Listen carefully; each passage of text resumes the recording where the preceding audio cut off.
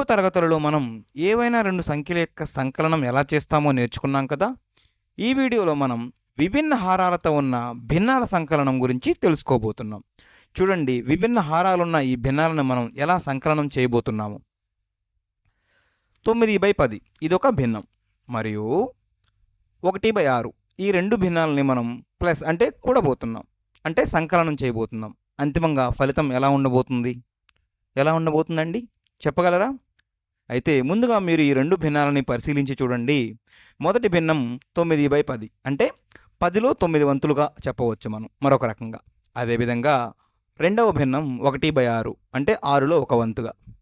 మీరు గమనించి చూస్తే రెండు భిన్నాలలోనూ హారాలు వేరువేరుగా ఉన్నాయి.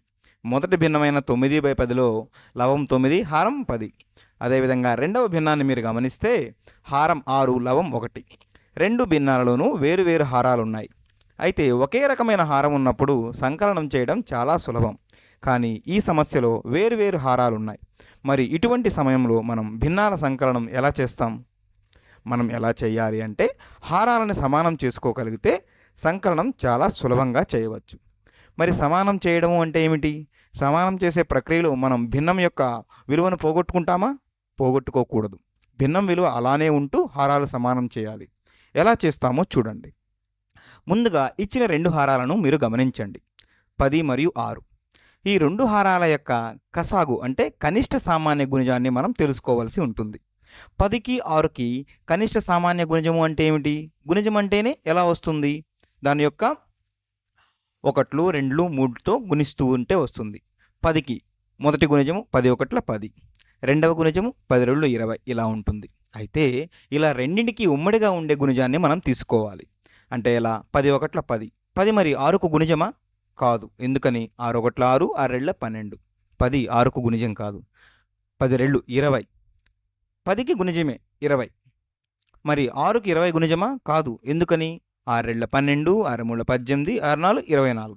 మరి మరొక విధంగా చూడండి, 10 3 30. అంటే 30 అనేది 10కి మూడవ గుణిజం కదా.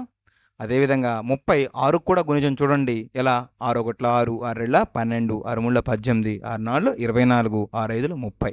అంటే 30 అనేది 10కి 6కి గుణిజంగా, ఉమ్మడి గుణిజంగా తెలుస్తుంది. తద్వారా మనం రెండు హారాలను 30గా తీసుకుందాం. ఇలా 10 ఎలా అవ్వాలండి? 30 అవ్వాలి. అంటే మనం 3తో గుణించాం, తద్వారా 30 వచ్చింది. అయితే మొత్తం భిన్నం విలువ పోకూడదు అంటే ముందుగా ఏ భిన్నమైతే ఉందో తరువాత కూడా ఆ భిన్నమే ఉండాలి, గుణించిన తర్వాత కూడా. కాబట్టి లవాన్ని కూడా మనం 3తో గుణిద్దాం ఇలా. తద్వారా ఏమవుతుంది? 27. అంటే 9/10 అన్న భిన్నం, అదేవిధంగా 27/30 అన్న మొత్తం విలువ ఒకటే. అయితే దీనికి మనం కూడాలి. ఏం కూడాలి? 1/6ని. అయితే మనం ఇక్కడ హారాన్ని 30కి సమానం చేయాలి కదా. అలా సమానం చేయాలి అంటే 6ని ఎంతతో గుణించవలసి ఉంటుందండి? 5తోటి. అదేవిధంగా లవాన్ని కూడా మనం 5తో గుణించాలి. తద్వారా భిన్నం యొక్క విలువ మారదు. అంటే ఇప్పుడు ఏమవుతుంది? 1/6 అన్న 5/30 అన్న రెండు కూడా ఒకటే. ఇప్పుడు చూడండి, రెండు భిన్నాలలోనూ హారాలు సమానంగా ఉన్నాయి. కాబట్టి మనం చాలా సులభంగా కూడవచ్చు. ఉమ్మడిగా ఉన్న హారాన్ని తీసుకొని లవాలను కూడుకోవచ్చు. 27 + 5. తద్వారా ఏమవుతుంది? ఆ భిన్నం విలువ 32/30 అవుతుంది. అవునా? 27 + 5 32 అవుతుంది. హారం 30గా ఉంది. 32/30 అంటే లవంలోను హారంలోను 2 పోతుంది కదా భాగాహారం ద్వారా. తద్వారా ఏమవుతుంది? ఆ విలువ 16/15. 2 16లు 32, 2 15లు 30. తద్వారా 16/15 అంతిమ విలువగా ఉంది ఈ రెండు భిన్నాలను కూడినప్పుడు.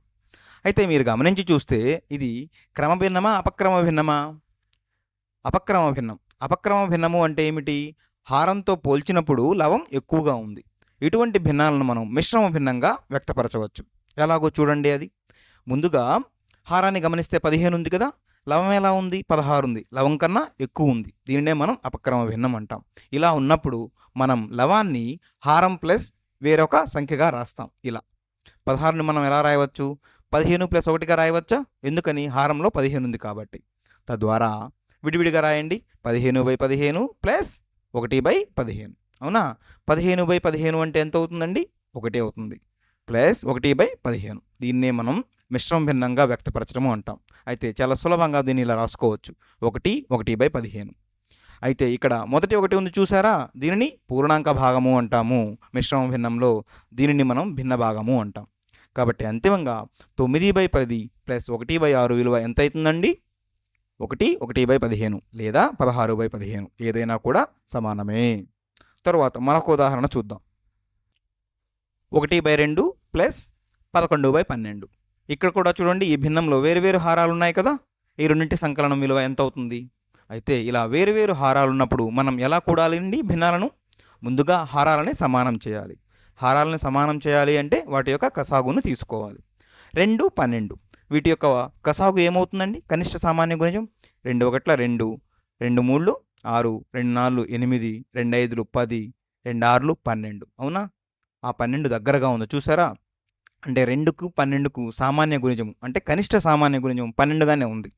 కాబట్టి మనం హారాన్ని 12కు తీసుకుందాం. తద్వారా ఏమవుతుంది? హారం 12 అవ్వాలంటే 2ను 6తో గుణించాలి కదా. మరి లవాన్ని కూడా 6తో గుణిస్తే 1 × 6 6 ప్లస్ ఇక్కడ చూడండి, మనకు హారంలో 12 ఉంది కాబట్టి ఎటువంటి గుణకారము అవసరం లేదు, చాలా సులభంగా మనం కూడవచ్చు. తద్వారా ఏమవుతుంది? హారం మొత్తం 12 అయింది, లవాలు కూడాను 6 + 11 అంటే మొత్తం విలువ ఏమవుతుందండి? 11 + 6 17/12. అవునా? ఇది కూడా ఎలా ఉంది?